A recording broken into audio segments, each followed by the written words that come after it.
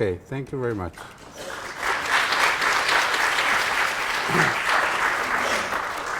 Okay, again, like I said, we will try to treat this concerto as if it was written by Mozart, and we will try to maybe address a little bit some factors or some figurations that are or much closer to Mozart, like for example the Joachim tradition. Now the Joachim tradition always talks, or at least practiced, with the mentality of playing two notes in one legato and two notes separate. Those are the basis of that particular tradition. And I, being sort of a student or being connected, my teacher was, and we did in a class many years ago, play this concerto. We were always told to interpret, or many figurations we were told to interpret as ta ta ta ta ta ta. For example, here, okay. So you hear tia ta ta ta ta ta ta ta ta ta ta ta. This is something that we adopted throughout the concerto, and we used it throughout the concerto. So she should know that. Konçertoda bu figürü göreceğiz. Bütün konçerto içerisinde bu figürü gösteriyoruz. Bu figür üzerine de zaten oluşmuş. So for example here,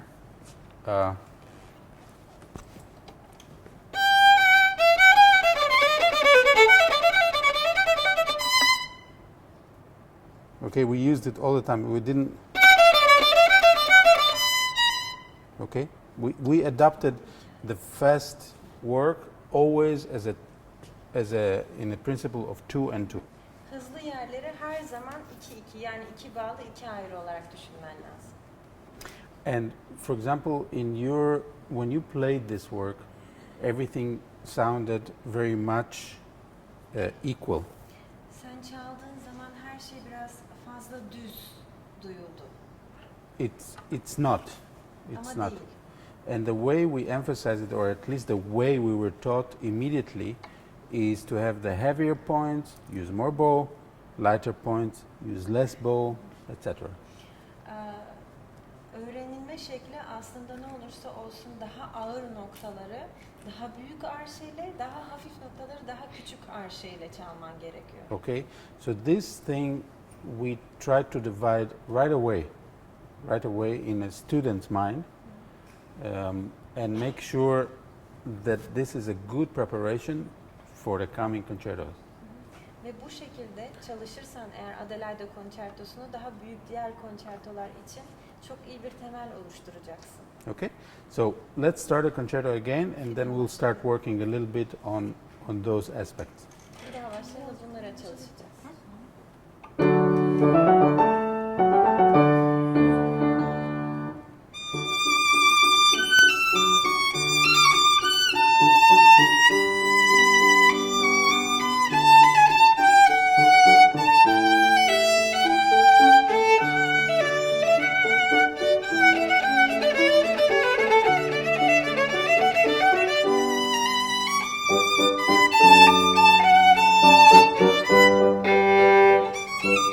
Okay, very good, very good, very good.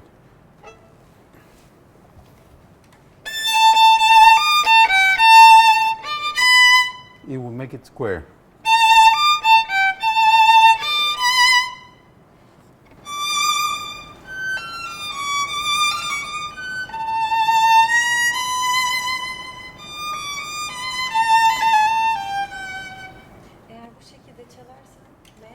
Eğer bu şekilde çalarsan daha az köşeli çalmış olursun. Biraz fazla köşeli geliyor. Let's see if we can separate this thing in your mind. Kendi kafanda öncelikle bunu bölümlemen lazım.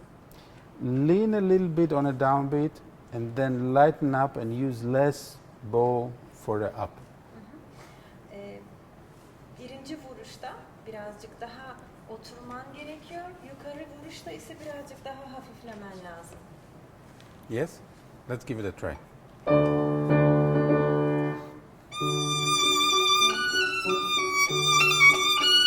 Okay. Ta dee da da da ta da da pa pa da da. A little bit like that. Birazcık o şekilde. Not so much bow on the up. İttiğin notalarda fazla arşe kullanma.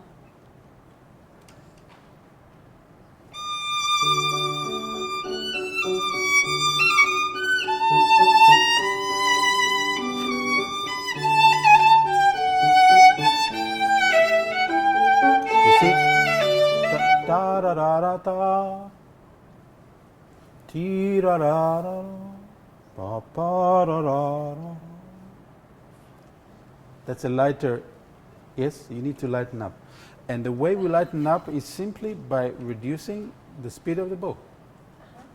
Daha hafif kılınması için sadece ve sadece hızını azaltman lazım arşenin ittiğin zaman.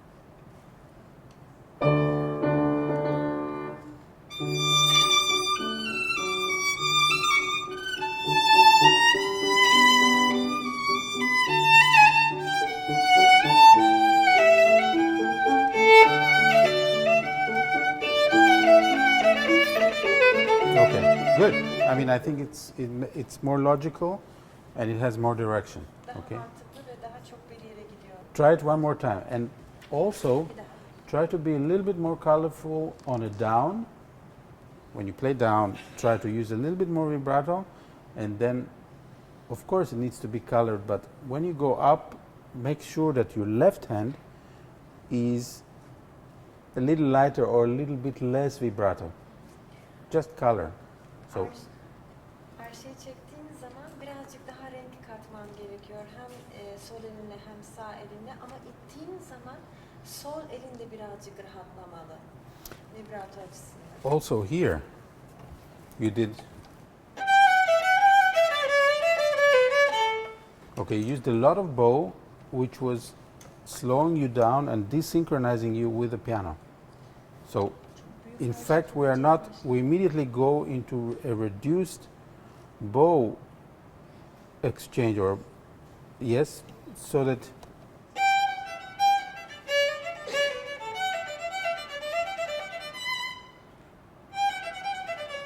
it gives us two things. It gives us speed, okay, and it gives us precision to be synchronized with the piano.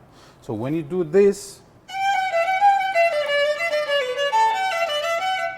it's not necessarily to your advantage.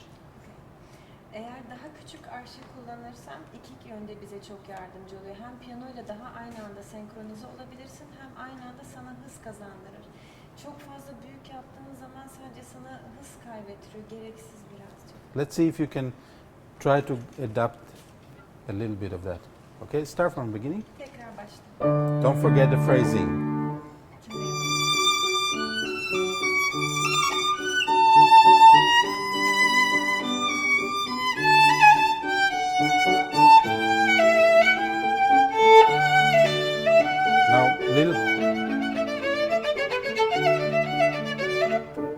It's difficult for her to change right away 2 and 2 and 2.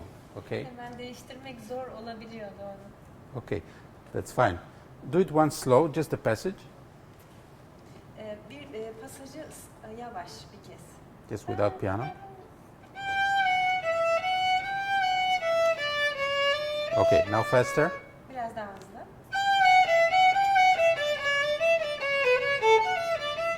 Okay, a little faster. Biraz daha hızlı. You see what happens is when you use that mentality of 2 notes per legato and then 2 notes separate, the bow cannot sustain the separation and it starts jumping. Did you notice that? İki bağlı, iki ayrı yaptığın zaman arşe tele bağımlı kalmıyor ve zıplamaya başlıyor. Fark ettin mi? Okay, let's do it again. Bir daha. Okay, faster. Biraz daha hızlı. Okay. Now it sounds a bit more already elegant, a bit more getting to or getting into the style of Mozart. Okay, let's see if we can adapt that from the beginning. Okay, don't overuse or don't just play full bow for no reason. Boş yere büyük arşe kullanma. Biraz önce yaptıkların bile artık daha çok Mozart stiline yaklaştı. Tekrardan çalalım. Okay, let's start from the beginning. En Yeah? başta.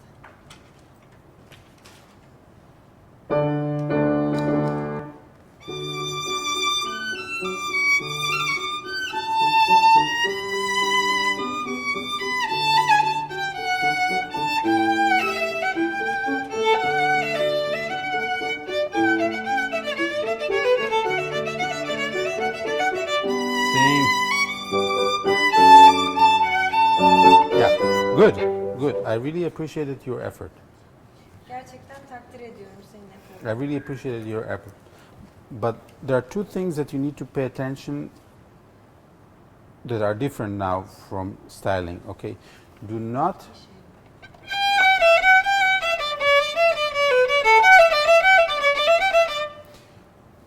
you don't realize, but those things in a way slow you down. Before you know it, a few years from now, every note that you will play, you will have to move your body because your mind will not separate the body from the work that you are doing. Vücudunla aynı anda hareket etmen, özellikle küçük notalarda seni yavaşlatıyor ve bundan birkaç sene sonrasında her notada hareket etmek zorunda kalacaksın. Çünkü kendi keman çalışını vücudundan ayıramayacaksın.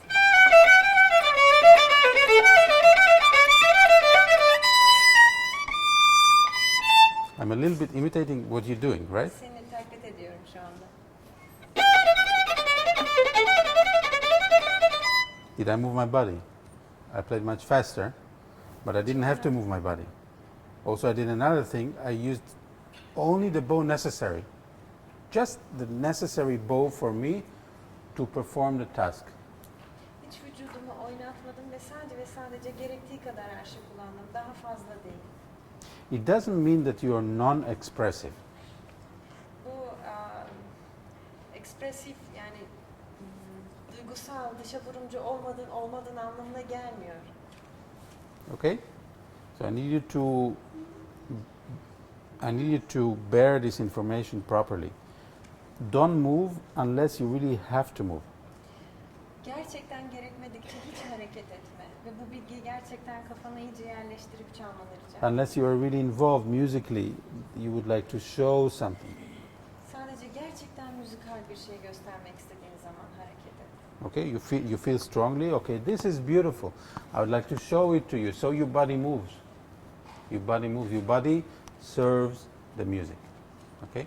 Gerçekten güzel bir şey olduğunu hissettiğin anda onunla hareket et. Okay. Try again. Don't start from actually not moving. Start from a technical point of view. We have certain guidelines, and first try to make them function. Öncelikle belirli konuştuğumuz noktalar var. Onları öncelikle hayata geçirmeye çalış. Ondan sonra hareket. Your body will take you. Your body will take you where the music will take you, if you let. Zaten eğer izin verirsen vücudun seni müziğin gittiği yere götürecek.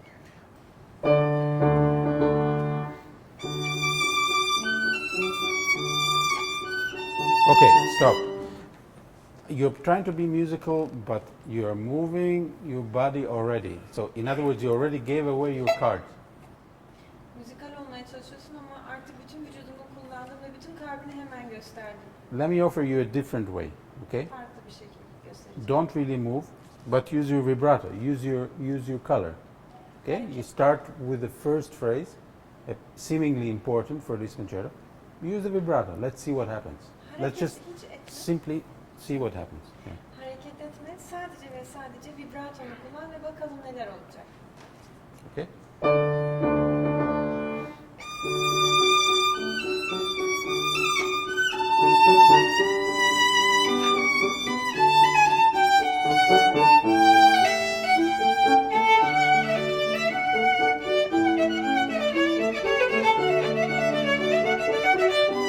Now, right.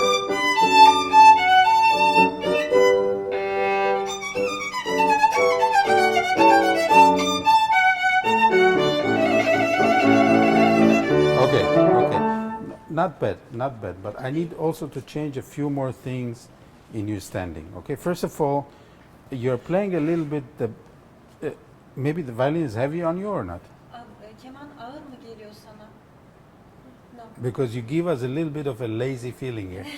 Biraz tembel bir hava veriyorsun diyor. Fazlasıyla kolun düşüyor. Okay, if you are to perform, I didn't ask you to move, but if you're to perform, you're supposed to show some sort of a concept, something out. Okay, we cannot be lazy, otherwise, there will be no reason for us to be on stage, right? Yani tembel bir şekilde kendi göstermemen lazım. Senin o sahnede bulunmanın bir nedeni var. O şekilde duruşunla da bunu göstermen gerekiyor. And I'm not being nasty, I'm being positive. I mean, I think you want to be here, right?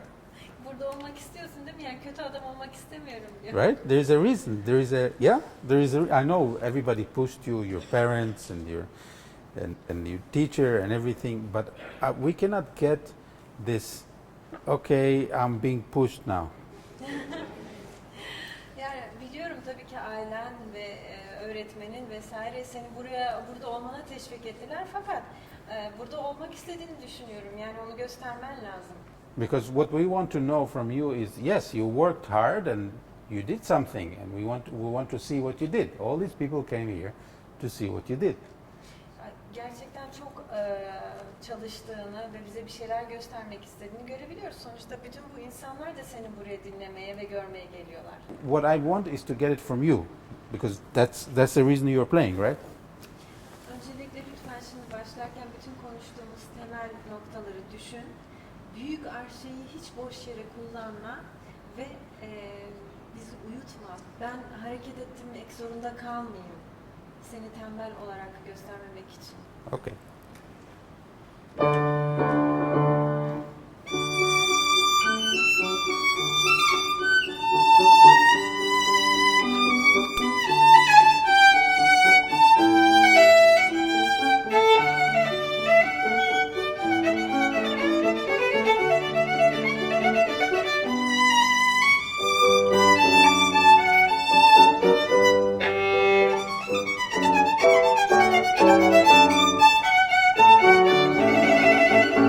Well, I mean, I find that to be much better. Bunu artık çok daha Generally iyi speaking, buluyorum. much better.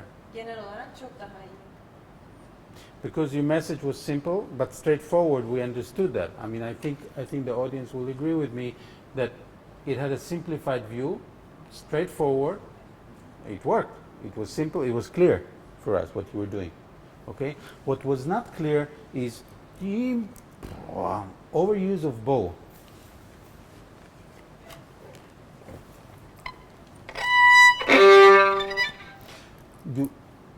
You need to train your ear. Kulağını eğitmen gerekiyor. Daha iyi duyabilmek, algılamak için kendini. If you really listen carefully, there are extra sounds to this change, which you don't want to hear in Mozart. Eğer iyice dinlersen başka duymak istemediğimiz sesler de olduğunu duyarsın. What you Mozart want to bunu hear duymak is- istemiyor. Tek duymak istediğim şey bu aslında. In a way, if you ask your ear right away to guide you, it will tell you this is ugly sound and this is a clear sound. Eğer gerçekten kulağına bana yön ver diye sorarsan hemen sana söyleyecektir. Bu başka seslerde dolu pis bir ses, bu ise çok temiz bir ses. Kendisini göster. Ask yourself the questions. Let's hear it. Kendine artık soru sor.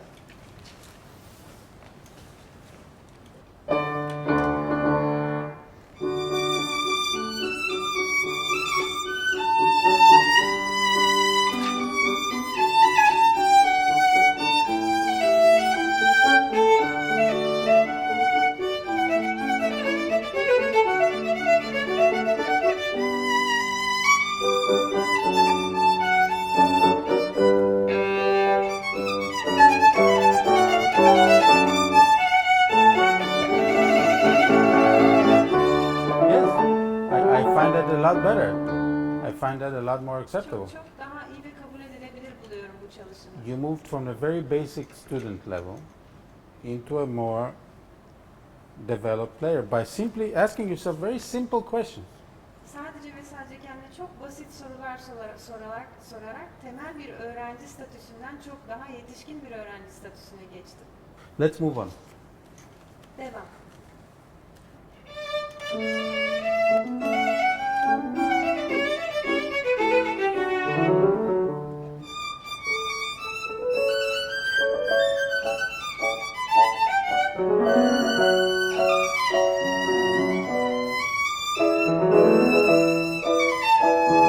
Okay, very good. Fine, Çok fine. güzel. What is missing? Ne eksik? What did you really feel? Gerçekten It's ne hissettin? we are in a working class. Yani çalışıyoruz. Ne hissettin? I can give you a very heavy philosophy, but you don't really need it.